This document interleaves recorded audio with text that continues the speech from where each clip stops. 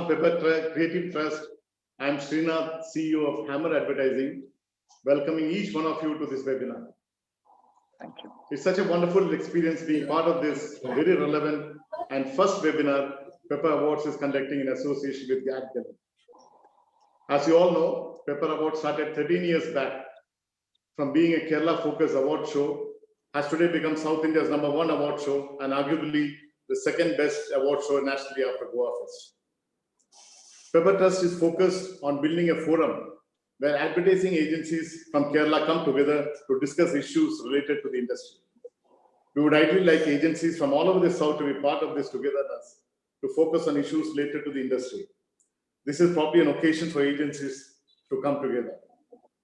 We are thankful to AdGalley, the leading online news portal on the realm of advertising, media, and marketing that offers a high level of engagement for the advertising, marketing, and media professionals. In these difficult times, we are looking for ways and means to overcome this situation. We have with us an eminent panel who will discuss these compelling issues and pro-activate the agencies to think differently, work differently, and monetize it intelligently. The topic for today's webinar is Relook at the advertising business game plan in these uncertain times. As events unfold, it is clear that the sheer magnitude of the crisis will impact every aspect of our lives. The change will be dramatic.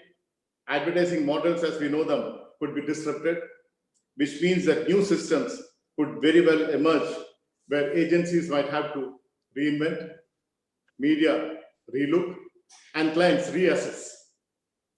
A change at the very foundation also means an opportunity to build from scratch. Very challenging, but at the same time, very exciting. As history has shown us, there has been no calamity, however big, from where humanity has not emerged stronger.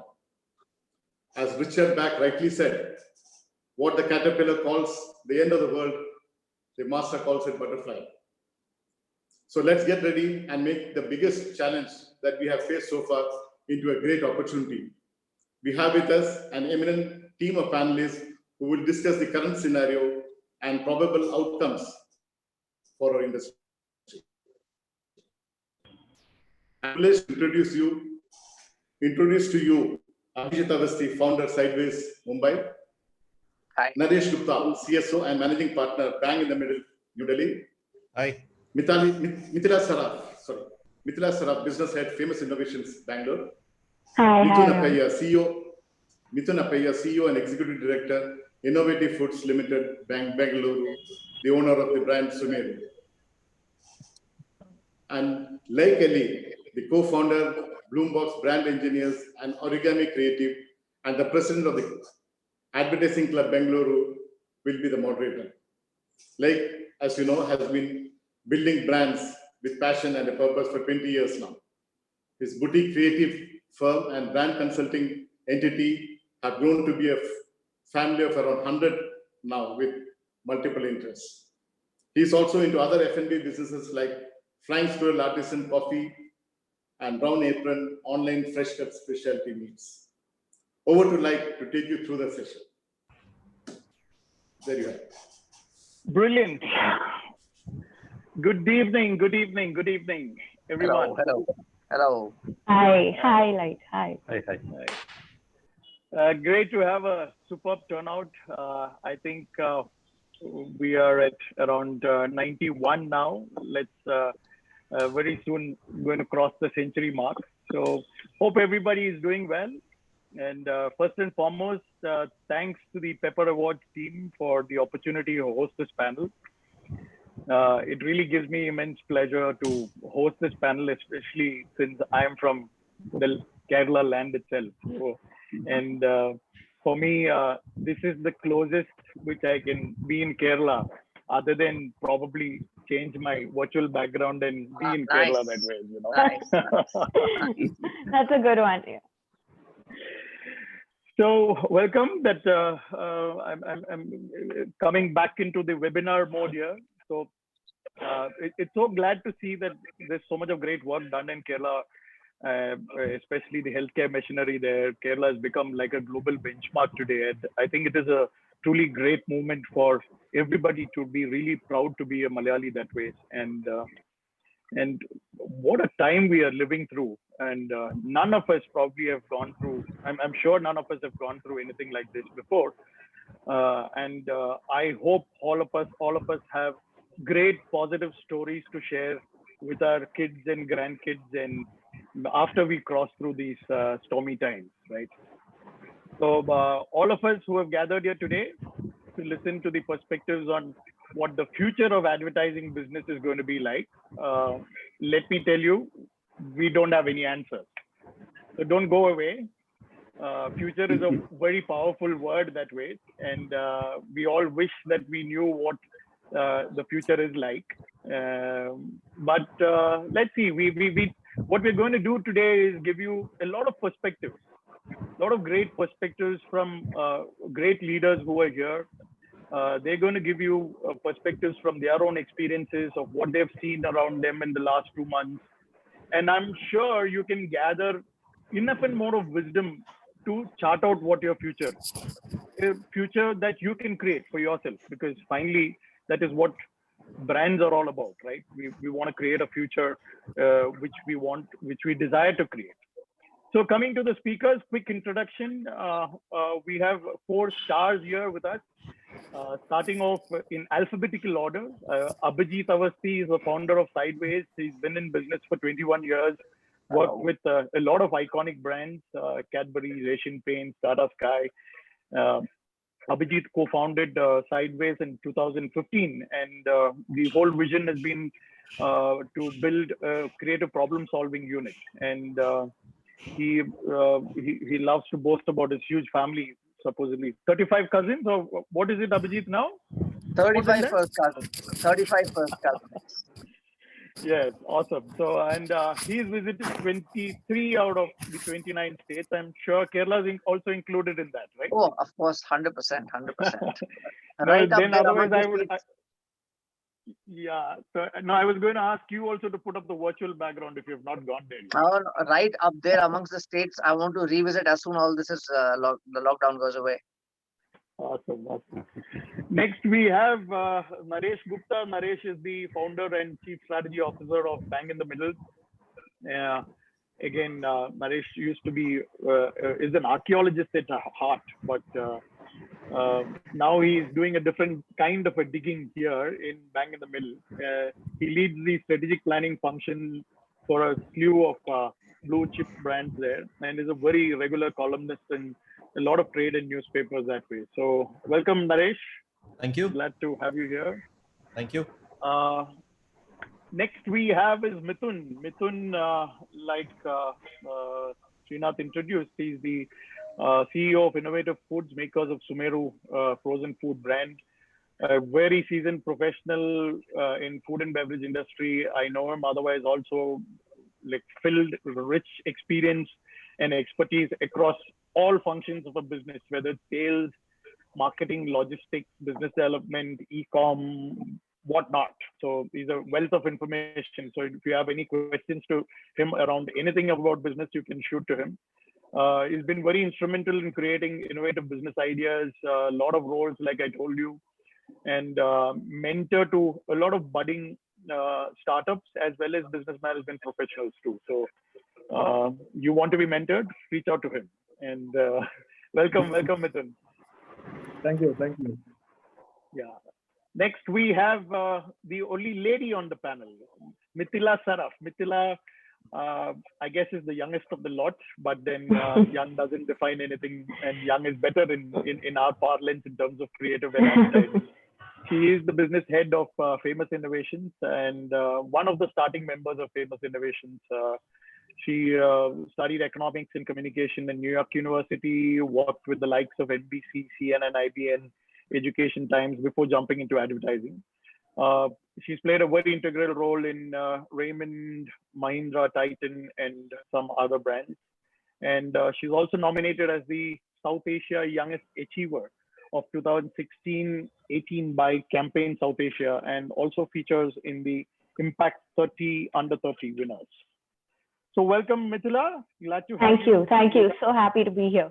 Thank you. Yeah, and if any of you want to get in touch with them, the easiest way is to find them on LinkedIn. Just go there and search for their names. You will find them and get connected. You can give the Pepper as the code word, and they'll give you extra discounts in terms of consultation.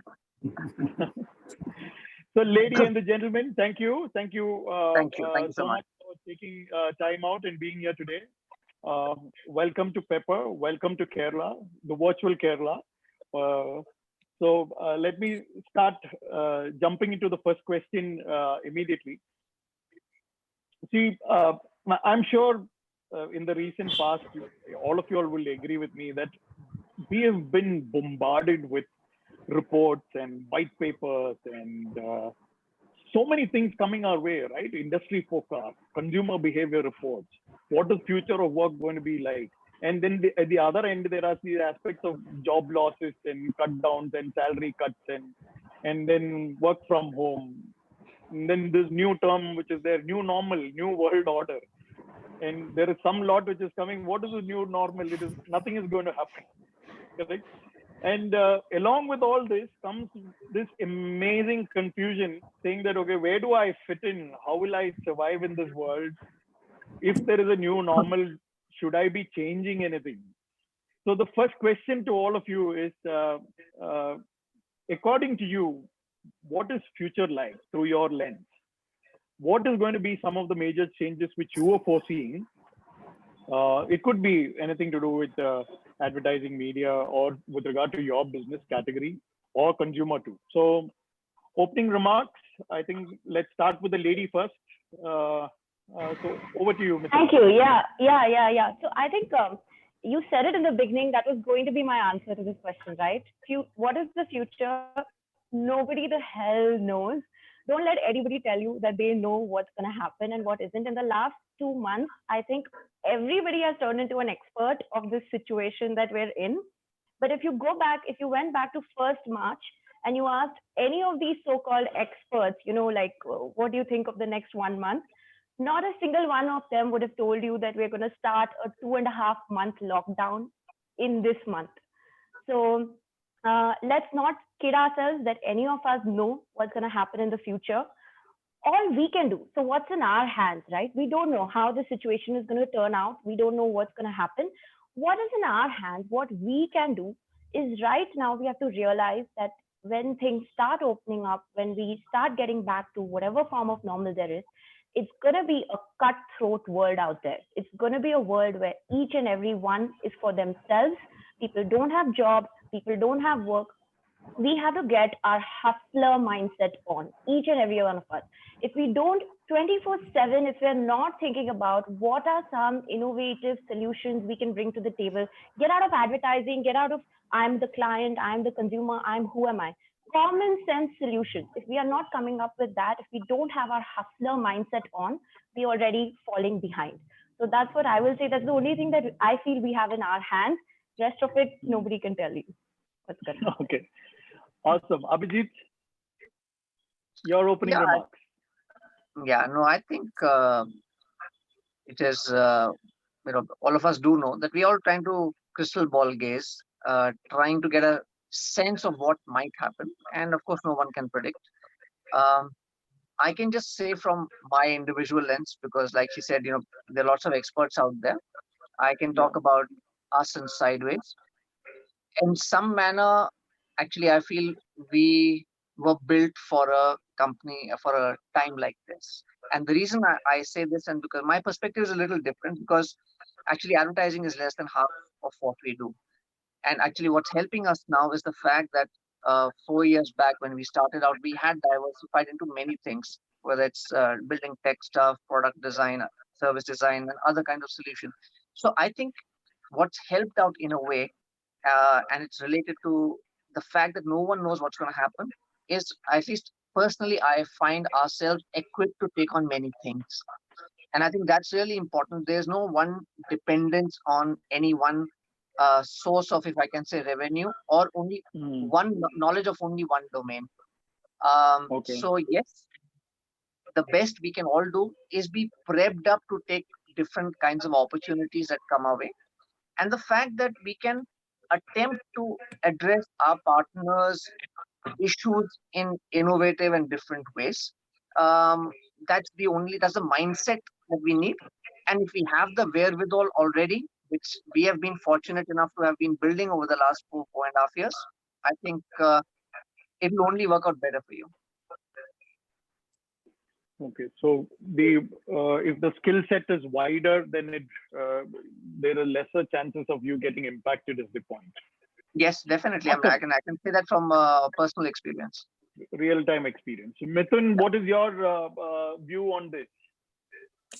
Yeah. So see, I believe that the past and data and whatever has happened in similar instances gives you a view of what can happen with a situation like this. So if you look at pandemics, if you look at for example 9/11, how the security issue changed after 9/11. There are different instances and scenarios which actually tell you what can happen and what are the solutions for it. So for example, this started in China. So did people know that masks and sanitizers will sell so much as early? The reaction time was pretty late for a lot of brands. So out of that, you would have the brand number one, which took pole position and gained market shares. So how did they do it? If they had data of what happened there, exact similar situation that erupted across the globe. So what I believe is that yes, nobody can predict the future, but data instances will give you some indication and some guidance. It's like reading a tarot card, or it's like astrology. It might give you just some guidance. I believe Yeah. that what is going to happen is, at least my view is that we are going to be in a slow motion economy, according to me. There's lot of conversations on V-shaped recovery, U-shaped recovery, hockey-stick recovery, and all of that. I think we should have some patience around it. This is my number one view. Number two is brands and companies need to pivot. You need to pivot, or you have to perish. That's my number two. This one on situation and what is the whole thing. Then another thing is the industry that you are in doesn't matter. Yes, it does matter. Maybe if you're in the airline industry, but being great at it right now and doing things which will, like what Mitali was saying, hustling and getting stuff done immediately, is going to be the mainstay. There is business for everybody, but the ones who get the max out of it is the one who's going to get. So what I mean is, you got to hustle what you're doing, and you got to put all of it. From a consumer lens, discretionary spends, etc., etc. All of those things are going to go down. So this is that we'll need to plan what we have to do. And there's another one which is happening, which is the future, and which is already is this whole thing on extreme acceleration in digital economy. You see anything now, home education, home food, home health, everything is in the digital economy. So around this space, the whole thing is going to revolve around till maybe the so-called normal sets in. So that's my take on what is happening right now. Awesome. So let's move on to Naresh. Naresh, your opening thoughts on the same. I would actually want to chat up with guys who spend time with Big Boss House and know what changed With them. The guys who participated in Big Boss and lived Big Boss. locked in Okay. for 60 days or 70 days or 90 days. And if you not, that is where the real insights will come from. Because this is what we are doing. Now, all the difference is that we have our phones and we have the Zoom app and we can talk to each other. Those guys couldn't do that. Imagine the plight of the astrologer who writes the daily column in newspaper. Today morning, my forecast was that I am bound to travel and go somewhere else. I mean, that is how the whole disconnected scenario is today. But look at this. We've been taught now, thanks to the 60 days or 70 days of lockdown, that you can live with a fewer things. We've been taught that you can be happier doing things that you never did. We've been also taught that there are a lot of things that you wanted to do at some point of time and couldn't do because you always said that you don't have time. You've started to do those things. What will happen? Nobody knows. But I think these are things that will start to matter as the market opens up. Will you buy that next brand of shirt? You may or may not, because the whole debate may be, I really don't need it at this point of time. Maybe I'll push it. What will then happen is that you will see a lot of people not really wanting to spend at the same level they're spending before this entire thing started. But that, from no point of view, I mean to say that this is what will become the newer way of living. The good thing about human psychology and the human being is that we all want to be social. We all want to connect with other people. We all want to impress the people who we are talking to. None of that is going to go away because that is wired into our heads for generations.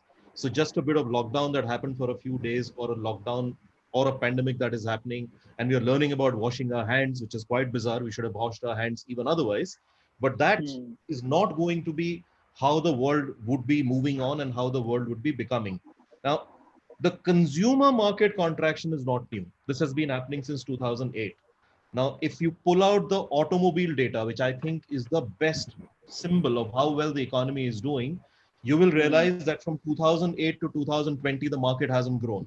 The number is almost constant, not by value, but by number. The number of automobiles India has produced in last 12 years has not grown up dramatically. We are not talking of the fact that people are traveling lesser. People are finding different ways of traveling. So if you're not owning personal cars, you're using cars that are shared. If you're not owning personal cars, maybe you're taking trains a lot more, or you're taking flights a lot more. Sometimes you really don't know what category will impact which category. So I think that is what will happen. As you open up, you will see many things change. But I don't think the basic human insight of wanting to connect and wanting to chat and wanting to impress the other person is going to change.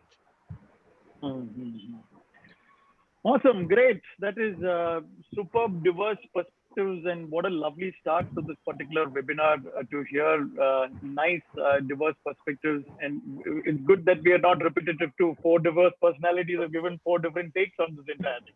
This itself is beautiful. So, so typically, so this is a time when, like we said, many a business model is getting challenged. Business plans are getting reimagined. Some guys are like, they wouldn't even have thought they would get into mask business, or, for example, sanitizer business for that particular matter.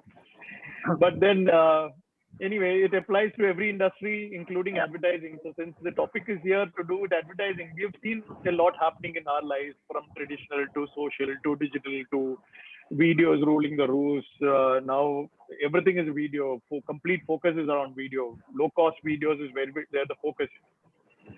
As agencies, are you seeing a shift in focus from the client side? Whether it is a big agency, small agency, do you see a shift of your role? What do you think this focus should be, especially from a small agency perspective, who are probably maybe the largest chunk of the traditional agencies were focusing on traditional businesses, right? Or traditional way of communication. So what's your take in terms of all this? And Mithun, I want you to start off from the angle saying that, okay, from a client side, do you see, do you have an expectation which has changed from the agency? See, let me be truthful. The expectation hasn't really changed, but the expectation has not been met technically.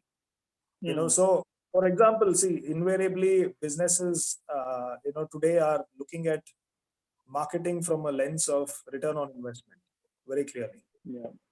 So, it's very difficult for agencies, I think, to really come out and clarify to clients. And this is not, I'm not talking about myself alone, but then a lot of friends in the circle and otherwise, to really come up and say that this is what the returns are. Now, the question then comes: how do you really measure returns? Finally, the measure of return today, by most means, every business wants to see that translating into a purchase by a consumer.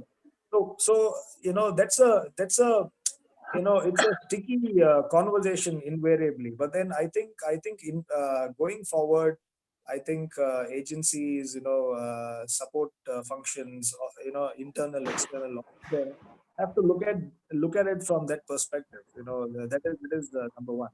Number two, I think largely, if you look at it, it is agencies need to move from just creative to consumer, and consumer to how do you get purchase driven activities done. So performance marketing and things like that, and that's going to be the measure that most brands would seek and most companies would seek out of agencies.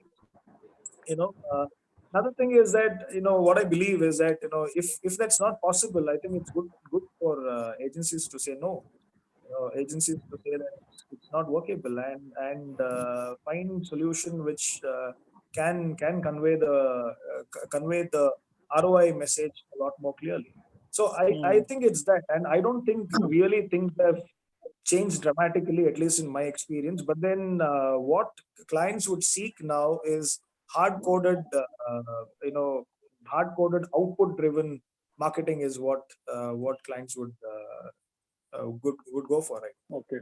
Okay. So your expectation is not necessarily changed beyond advertising, because what we have been generally seeing, and even at our end, we have been pushing people to go beyond advertising and say be solution centric, right? Because it's not No, necessarily. that's So what I'm saying. are you moving into?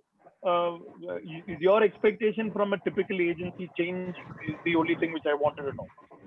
Although, what I mean very clearly, it's not only advertising; it's about solution-based stuff. When I Okay. say ROI, it is that the whole delivery of business. Looking at consumers, Okay. looking at getting to that, from creative to more consumer. Getting to that Okay. kind of level, and solution-based, very clearly solution-based, which finally derives business in the organization. Okay. That Okay. that Okay. that is the task finally. Finally the task Yeah. of Yeah. marketing is. Yeah. So, but then right now it's hard coded a lot more situation, because the marketing bucks is shrinking for sure. Because there's a lot of other costs organizations need to focus on, Yeah. material, Yeah. process, logistics, XYZ, all of that. So the first cut, what usually happens is marketing, marketing and people, right? So That's so where in that case, we are all suffering because of that. So I think we need to yeah, I know. encourage you all to spend more. I know. But Cool, then cool, cool, cool. that's the way it works, right? So hence I believe that solution-based marketing which derives outputs, is what clients will seek and have been seeking Awesome, also. awesome, awesome, awesome. Abhijit, are you seeing, since you started off with the solution bit, do you, from a market perspective, do you suddenly in the last 2 months, do you see a change in expectation from your clients? I know that you have built in expertise around different areas, Yeah. but from a perspective of you providing solutions or from the client's expectation, what's the change? What you see? Okay. So one, of course, on a lighter note, I heard Mithun say that his expectations haven't been met. So that's probably because we haven't worked together. So Mithun, maybe we should hook up after this. But on a more serious note, I like you mentioned, like it is, since our approach has always been, tell us what your problem is or what is the opportunity you wish hoping to explode. Hmm. And then arriving at whatever is the right solution to do. Personally, for me, the nature of conversations has not changed that much. The reason I say it is because it is not that uh, people were coming to us and saying, make an ad for us. That would have been a possible fallout, but that's not how we approach things. Okay. And but yes, is the delivery being heightened up? Yes. More than that, I think the nature of problems actually that are coming are becoming increasingly interesting, and that's what I'm, to be honest, very I'm enjoying that. In conversation with somebody whose revenue generation depends a lot on face-to-face meetings. Now, forget now, but Hmm. even once the lockdown goes, that whole business model is gone. So we are partnering them and reimagining what could be an alternate revenue generation model. Now, it's Yeah. a very different gig altogether. Similarly, somebody in the automobile sector who we are working with, There are again similar issues where I think what's happening is people are saying, yes, marketing is there, communication is there, but I have more fundamental issues right now. And I need hacks around those issues. And I wouldn't even use the word hack because hack has a temporary sound to it. Some bits will remain a little permanent as we go along. So, what are alternate ways of solving for those basic issues? And those solutions could come from anywhere. They could come from tech, from a product design or a service design intervention, or of course, could just be in very insightful communication. But I think Hmm. reframing, understanding the root of the problem, and then going about it is becoming. I mean, it's always been important. It'll become even more important as we go ahead. Yeah. Awesome. Mithila, your take on this? Yeah. So I agree with everything. One thing I'll add to that is this point, while it was always true, has I feel become aggravated and become more important in the last 2 months with a lot of brands. So agencies were always the ones to push for consumer centric work, right? To say this is what is going on with the consumer and this is an issue we need to address.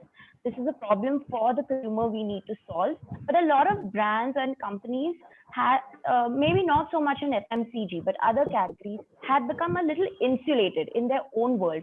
And I'm seeing clients open up. I'm seeing clients come out and say that, hey, we need our ear to the ground, which is why we need your partnership now more than ever. Tell us what are the consumer problems. We're not coming to you with a brief.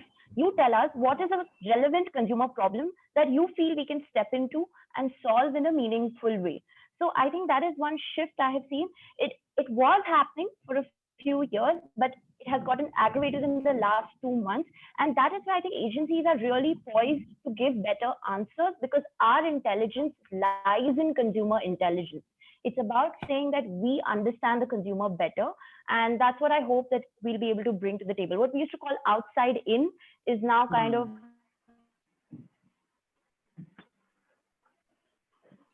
Beautiful. Nice. So I think we lost you there. Naresh, over to you, Naresh.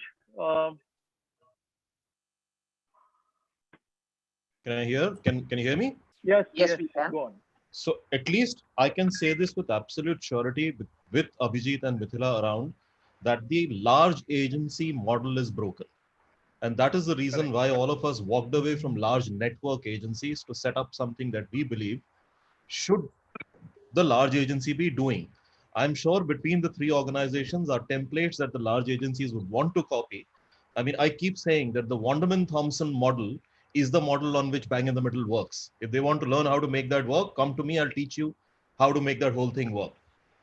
I haven't seen a single client of mine change demands from the agency. They've, yes, put more pressure on greater thinking, on agility, on greater speed to market, but none of the conversation around the problems have changed. We still work with all our clients before the lockdown that was happening, except one because it's a real estate client and runs malls and they have shut down. So there is nothing that we could do or they could do about it because physically the mall is shut down. But every other brand is doing something. And that is also because, like Abhijit and Mithila are saying, we are not an advertising agency. And because it is very convenient for people to refer to somebody as advertising agency, we have no choice but to go and call ourselves as an advertising agency. But all of us, because we walked away from a large network agency and we've walked away with the large network agencies have one problem. That's the hammer and nail issue. They believe every solution is a big hammer. So they will go hammering till the time the walls break. But people like us look at sharper nails because you really don't need a big hammer to drive the nail. And that sharper nail is what all of us at this point of time are doing. And I think next 6 months is the sharper nail that will come in very, very handy. Every category will contract, but every category after that will expand and will expand at a greater rate than the contraction that happened. Yes, there is a loss of salaries right now. There are loss of jobs right now, but a lot of this will start to turn around. And when it turns around, that is when it is becoming important for brands to be there when it matters. So a lot of slack has got built up because the economy was booming. We were doing very well. When the first bit of slowdown started to happen last year, we did struggle with all of that. This is the real slowdown that is there. And I think next 2 months, the transactions are going to be much lower. But I think a lot of things will change in terms of distribution, in terms of payment mechanisms, in terms of logistics, and a lot of that will be a good change that will happen. And I think agencies, I'm not very sure of the larger agencies, but the smaller agencies like ours will be there with tools, with technology, with solutions, with ability to craft insights and look at that and go to market. Nice. So, see, we are on a people intensive business that way. People are very integral to our existence. Yeah. And with work from home being the new norm, and I'm sure most of you guys have not even seen office for the past 2.5 months, right? You've been sitting wherever you've been sitting and trying to manage work.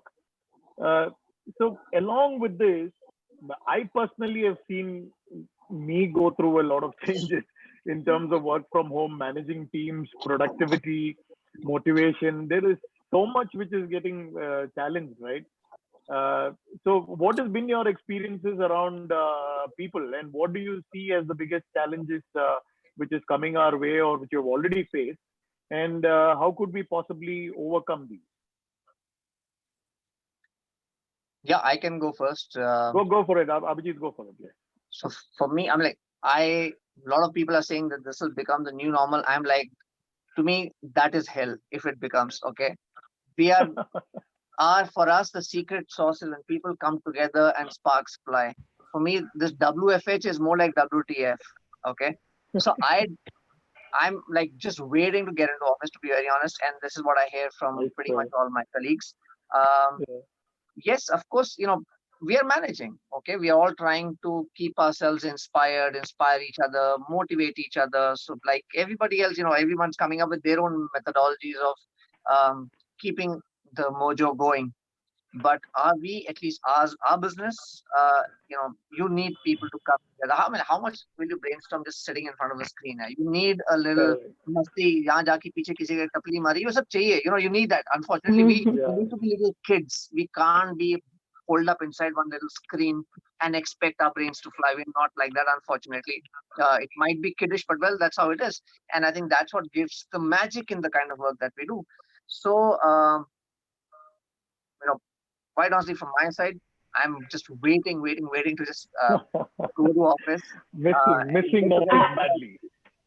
I couldn't agree more with that. It's the same feeling that everybody, I think more than everybody just wants to see each other. Everybody wants to be in the same room so we can yell at each other and we can, like walk out of the room in anger when we have a fight. Like we're missing that emotional aspect of being together as a team so much.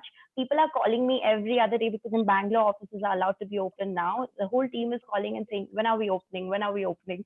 So I think I really hope work from home is not a long-term model. It's a very temporary solution. And it is necessary right now, but I hope it goes away.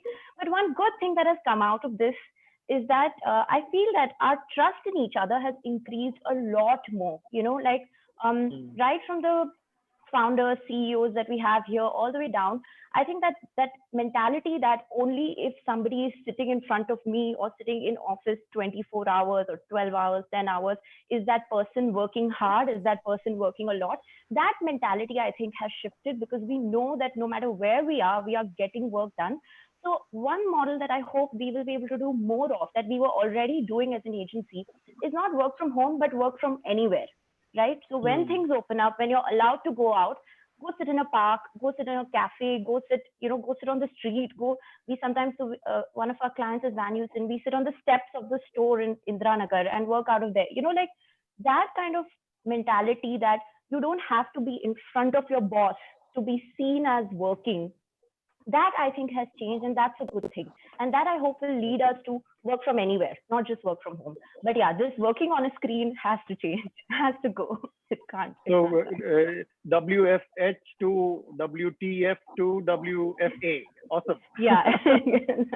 Mithun, do you see from your you being a consumer product business, what are the challenges, what you're seeing there?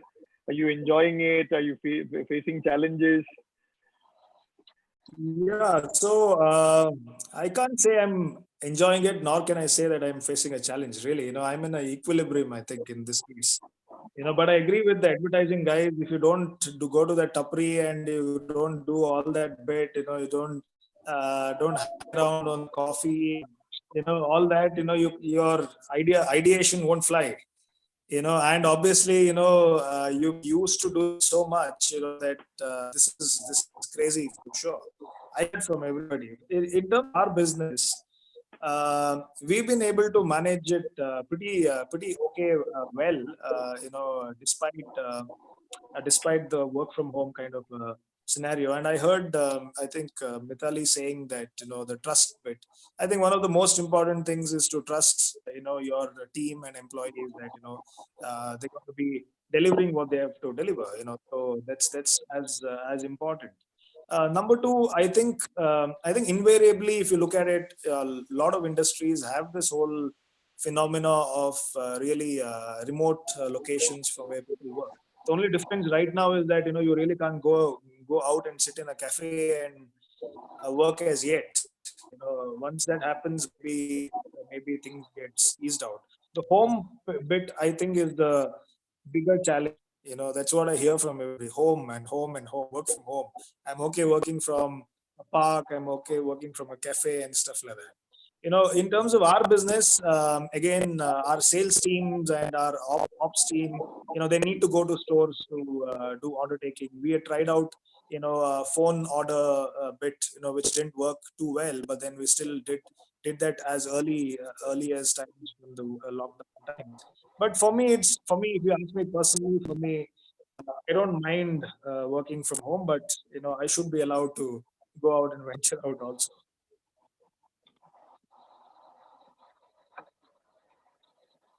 For me, this work from home has completely, it just doesn't work because we are now working far longer hours than we worked when the office was working. It's the same delivery that is still happening, and it's far more amount of reworks that happen.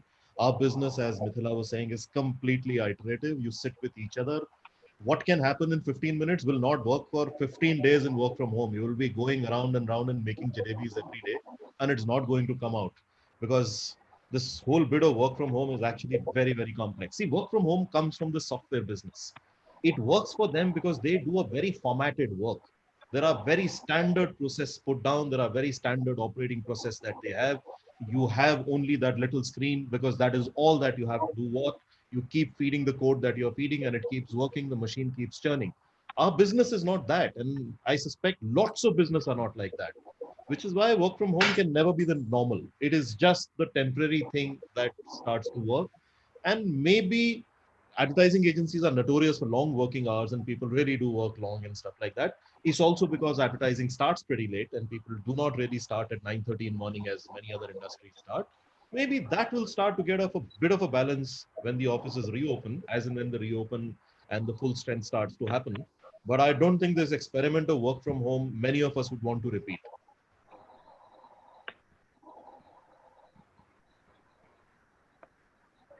Like, I think you can't hear you. Like, You couldn't hear me? Should I repeat? No, No, we can't hear like. like. We could hear you. We could hear you.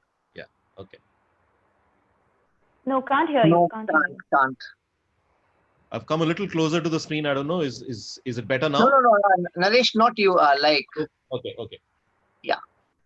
Can you hear me now better? Yes, it's Yes. fine now.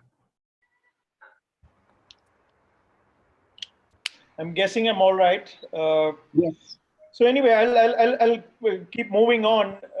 My other point is I'm guessing that we have a lot of small and medium enterprise owners here, and who are going through a lot of concerns. And I don't know whether any of y'all saw or received a meme recently which said, or a forward, said the biggest digital transformation agent has not been a CTO, CMO, or even a CEO, but it was COV, which is COVID-19. Yeah. Yeah. And the transformation, what we've gone through in the recent past, not just in processes and also in mindset, right? And how people have just adopted to technology has been brilliant, because for the longest time, I remember getting people onto a workflow software in office. And now particular bit. So whether it's process or mindset, there is a smooth change which has happened. Now, my question here is saying that, okay, what would be your advice to small and medium enterprises, especially who probably didn't think new age at all? What would be your advice to them in terms of looking at their business, especially in the so-called new world order?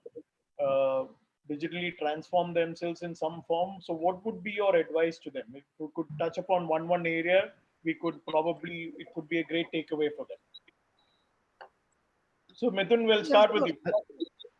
see, as a small business owner or as a small agency, you are actually far closer to your client than any large agency ever is. You Yeah. actually know their challenges far better than any large agency ever will know because you live their life. And Yeah. both of you have almost similar choices and almost similar challenges. Now, the issue is when somebody says that you need to digitally transform yourself, you think that you have to change from one form to another form and something major will change and stuff like that. Actually, none of that is needed.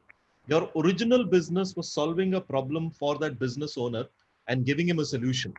Your solution most often used to be, let's do a campaign. What does a campaign mean? A radio, a print, a TV, an outdoor. And that's where the world ended. You just need to add a few more elements to it and drop some elements from it. Now, what happens is, you know by this time that the way you would work on print is not the way you will work on television. And that is now very well established, and people know that that is how it works. It's very similar. The way you will write a TV script is not how you will write a digital content campaign.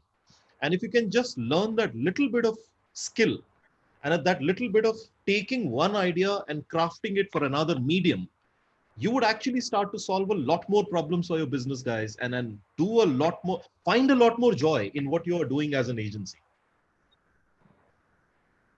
So, Abhijit, Mithun, you were going to start. Yeah. So see, if I look at it, I would look at it from a total. If I heard your question right on the SMEs and smaller enterprises and stuff Correct. like that. Yeah, which is outside of advertising is what I'm talking about. I'm not necessarily only talking about Yeah. advertising. Yeah, sure. So I think I would look at it from 5 matrices which are key for everybody to chase, and specifically for smaller business units. One is cash. Cash is king right now. You have liquidity, then you're king. So conserve and hold on to that cash and manage it better. Then number 2 is about whole bit about employee engagement. Now with all this remote working and stuff like that, the engagement with employees suffer, and hence I think and people also don't want to do it. Somehow I see that, I hear that from a lot of people, but that has to be critical. And with that, there has to be also employee slash customer engagement. You have to engage with your customers. So for example, for a food business like ours, our customers are spread far and wide. For us, maybe a modern trade retailer, e-commerce channel might be a customer who's critical, and engagement with them earlier used to be face-to-face meetings and stuff like that. But then now it is so-called declining, but we have remodeled ourselves to have that a lot more. So keep that customer centricity in mind and keep doing that. Then fixed cost is always there, and today everybody is talking about it. Everybody is doing that. I think it should have started earlier, and cutting fixed cost, cutting costs which are unnecessary is a key component. And then this whole thing of how much of a business is done digitally, that's also pretty critical. And for a food brand like ours, different channels have opened up right now. It was always there, but then the channels have started feeling that grocery delivery is a lot more important than the cloud kitchen delivery, which they've stopped anyway. So newer channels are emerging. So brands like Sumeru are using these channels to reach out to consumers. So I would put it all together and say that these 5 matrices will be the ones which are critical for any SME or organization to look at, invariably now and even otherwise. If I could add to that, like, Yeah, so go on. I think in the post-COVID world, the biggest deficit that we as people are going to face is trust, right?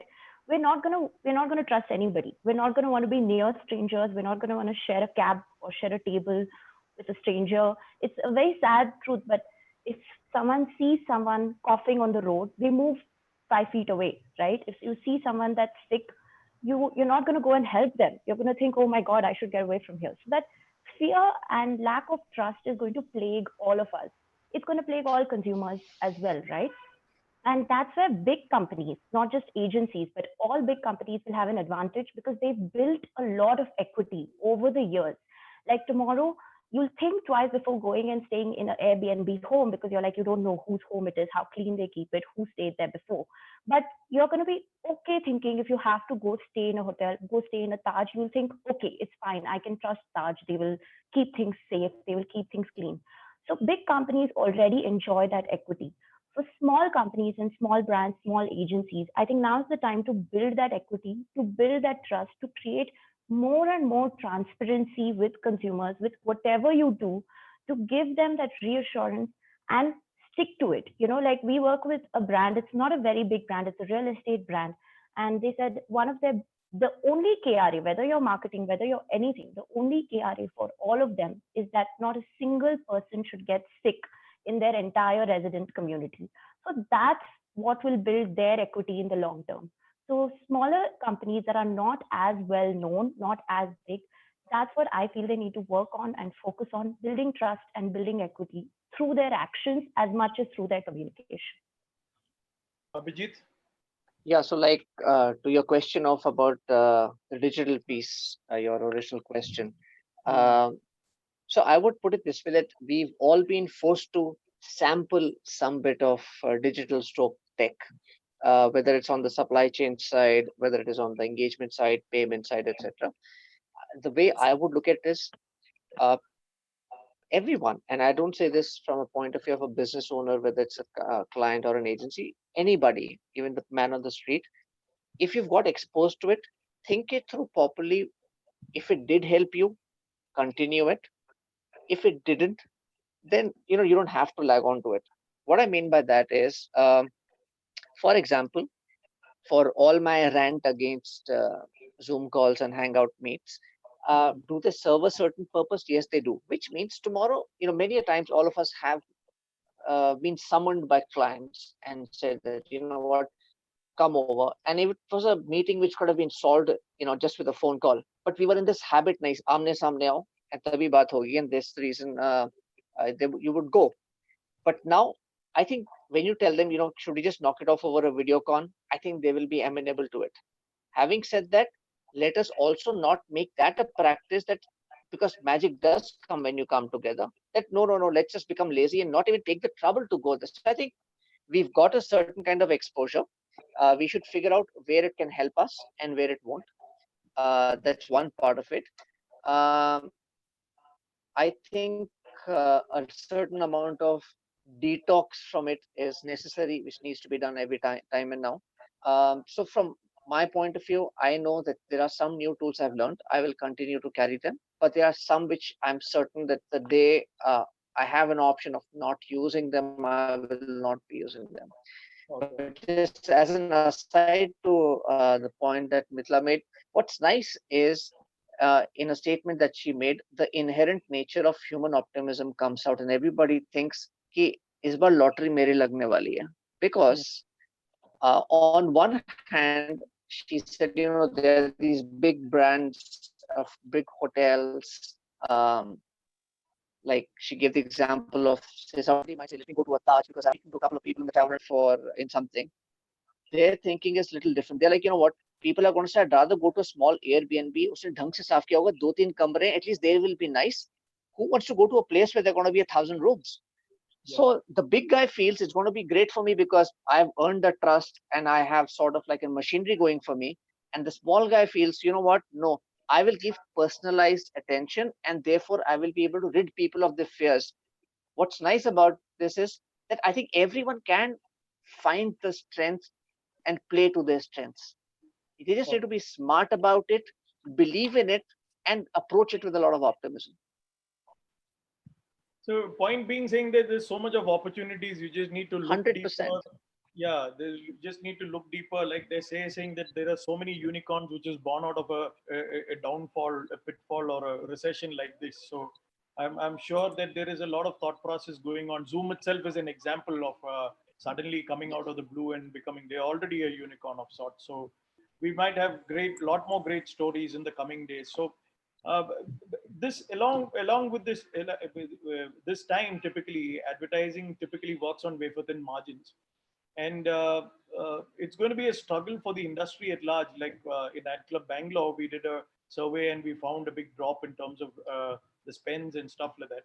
And monthly retainer models have always been the primary model on which agencies and clients engaged on. Do you see a change in that? Like, for example, maybe new revenue models, success fee models? If I can go again, the way Sideways is built, actually 95% of our work is project based. So to me, honestly, I'm quite comfortable with the current situation. So it's not that monthly flows have stalled and a couple of plugs have been pulled, and I'm like, oh my God, what's going to happen now? But yes, I can imagine that a lot of reimagining in everything. Where are we adding value? How can we engage? What could be ways of showing that we've delivered value? I think all that will be reimagined. But the one thing which clients and agencies will be forced to look at in a good way, and this is a discussion which has been on for a while. I've been ranting about it for a long, long time. I personally believe that when the work done is good, even then, I don't believe agencies are given the due that they deserve. That's my personal thing. And which is the reason why when these kind of scenarios come, you just start seeing lots of these debates about, oh my God, wafer thin margins, will we make it, won't we make it? My talent is going over to the client side and things like that. I think one of the key takeouts that's going to happen as we move ahead, I think, how are agencies evaluated for what value they add, genuineness, not just there's this thing which does happen, which is still, I'm keeping my client happy. I think that keeping the client happy piece is gone. How can you keep the business healthy is going to be even more paramount, and increasingly clients will be forced to pay better, and I would say be reasonable in what they give. Okay.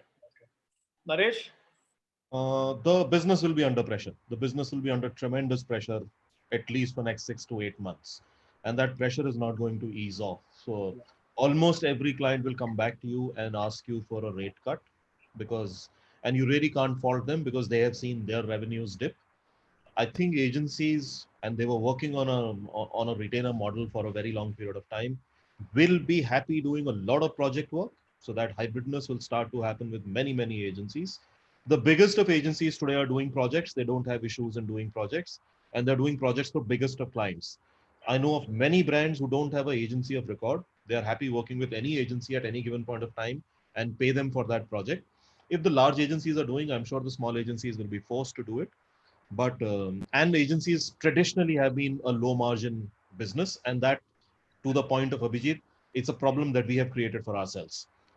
We have devalued ourselves so much. Um, I keep saying the entire pitch process and the way the pitch process works is designed for big agencies. It's not designed for small agencies. The small agencies will never win that battle. We have to find our own ways of making this whole thing work. Uh, it's another conversation. We can have it for a long period of time. But as an agency, this is a typical business issue. If you're not willing to push the value of business, value of work that you bring on to table, your margins will be under constant squeeze. So as the agency owner, you will have to find a way of upping your skill and creating the entire premiumness around what you are offering. That's the only way you will survive and cut some bit of your margins shrinking. Yeah. Mithun, what's your aspect? If you could tell what is expected from an agency, then all of us can send proposals customized to you. No, I agree with everybody. In terms of See, there from a client's perspective, when revenues dip, there is obviously cost pressure. People running companies here in this panel for sure know that when their revenues dip, there is cost pressure.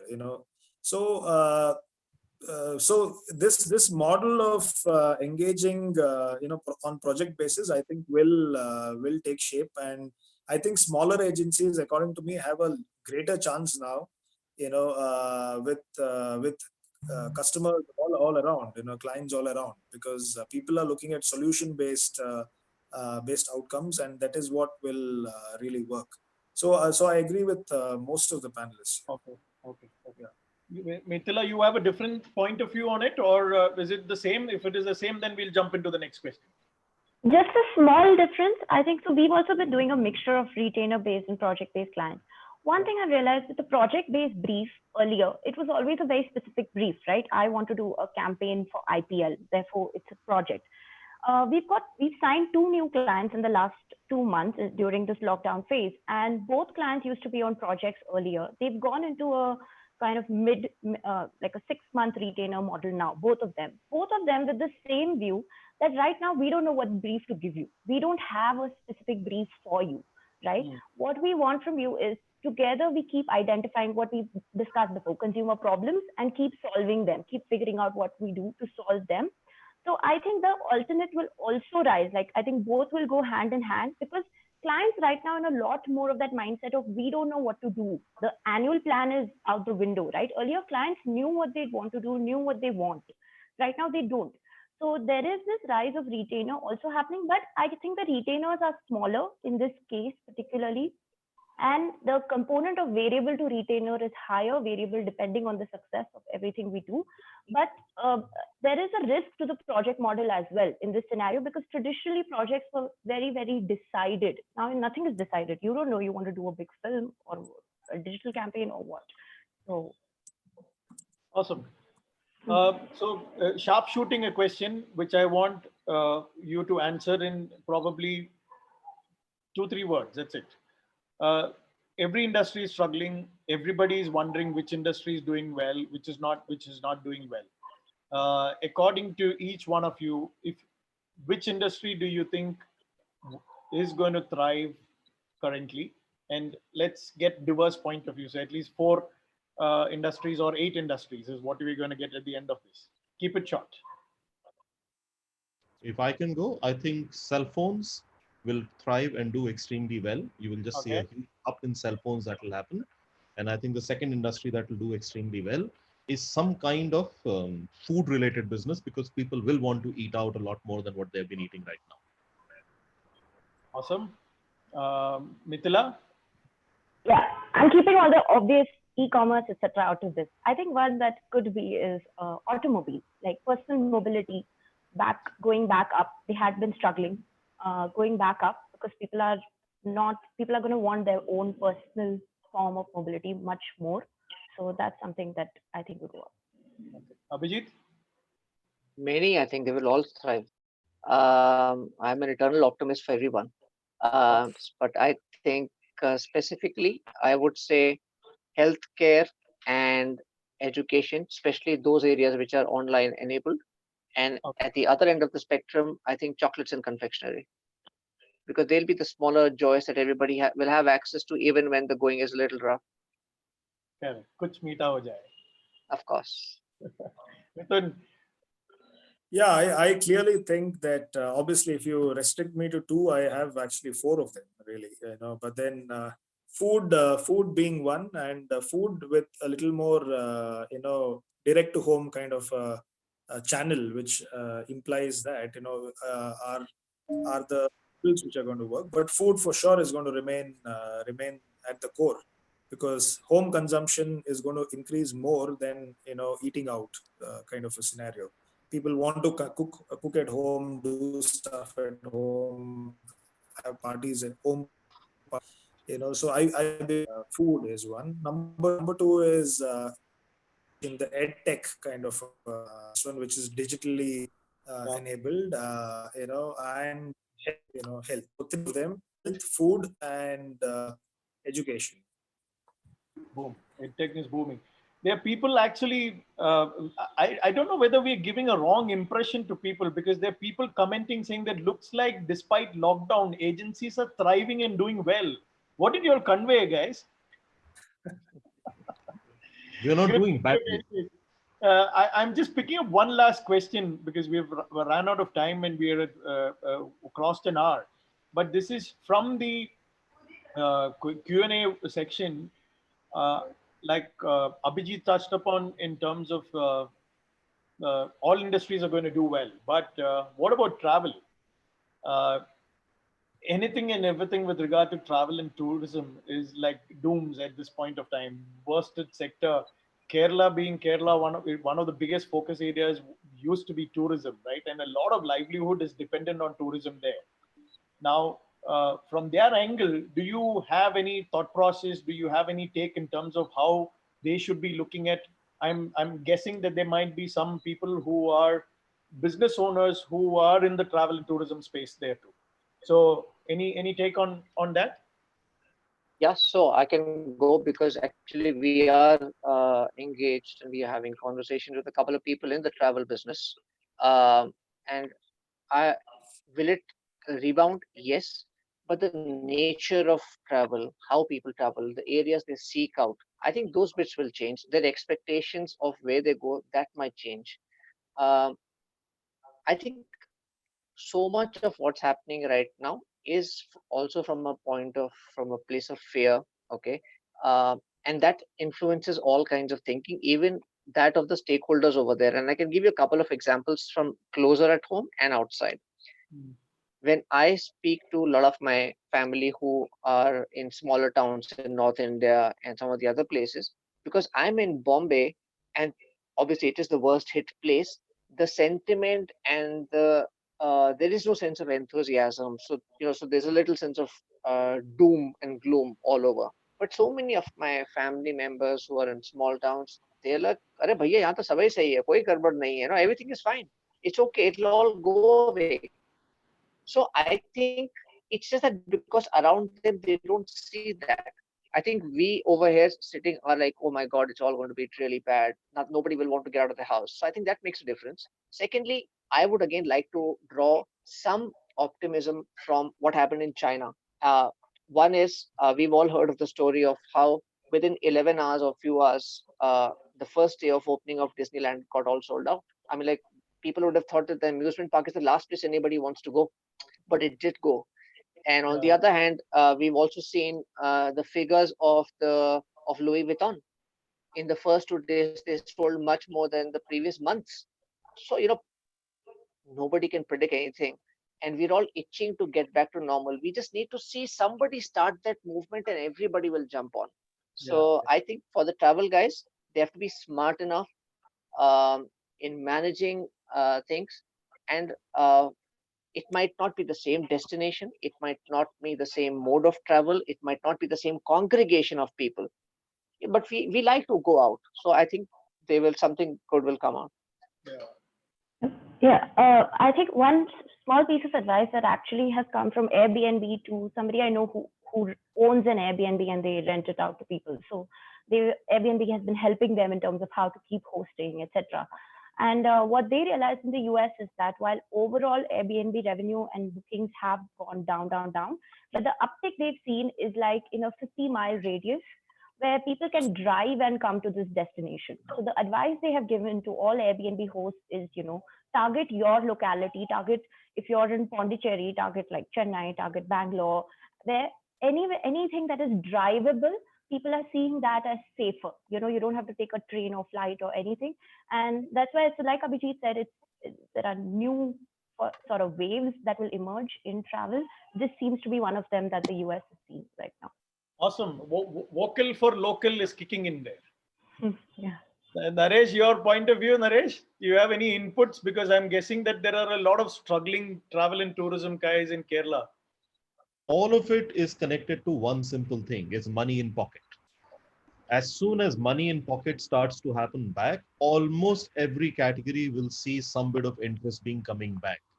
A lot of these things are temporary, and I'm hoping a lot of these things are temporary. I don't think people will give up on travel. But yes, it's a current problem, and the current problem is not going to get solved by anything. I mean, on Monday, the travel will start and people will start to catch a flight back again and stuff like that. And nobody knows how the new flight catching would be. I mean, I used to quite often do Delhi, Bombay, Delhi in the single day. I know I can't do that now because it's almost like 8 hours to catch a flight and come out of the aircraft.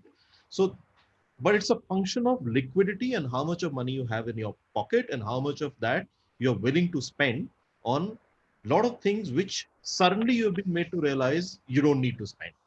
Yeah, yeah, I'm hoping it's temporary, but it's all connected to how much of money you have in pocket. yeah, yeah, yeah. True. And yeah, we also need to have this additional app. Don't forget about that. Arogya Setu needs to be there. Otherwise, you cannot travel. Yeah, true, But true. as it happens with most apps, I don't know, at some point of time, all this will start to become one of those things that sits on your phone and nobody's bothered. So it's Absolutely. like, you have to show it, so you have to show it. Yeah. Mithun, you have any advice for the?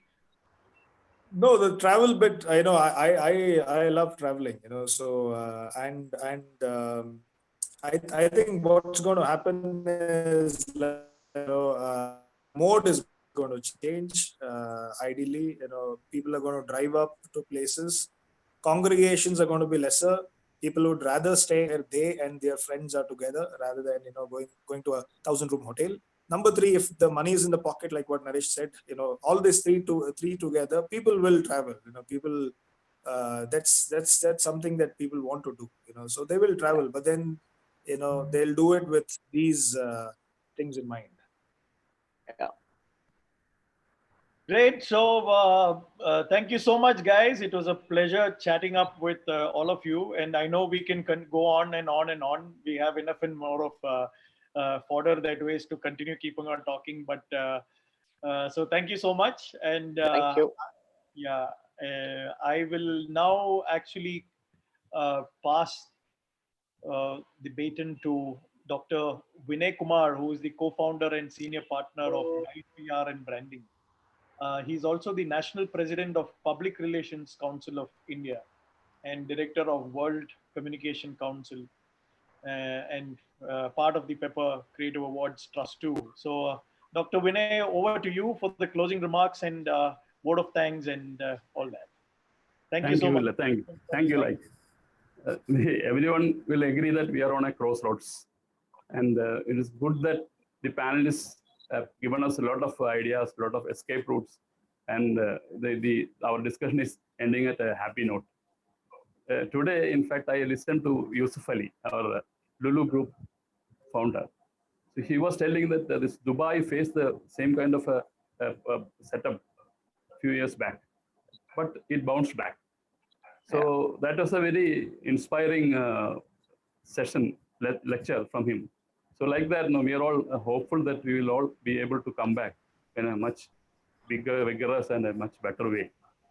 So I would like to extend my thanks to Like Ali, the president of Advertising Club of Bangalore, who is a great friend of Pepper Creative Awards Trust. Always he used to support us whenever we come to Bangalore. Thank you, Like Ali. And Abhijit Awasthi is our own first Pepper Awards judge once. He's also a great Thank you. Thank friend you of for having me. Pepper Creative Awards Trust. In fact, this year our awards had to be postponed because of this unfortunate this COVID pandemic. So we are hopeful that we will be able to conduct it as soon as possible. Just mentioned it, that's all.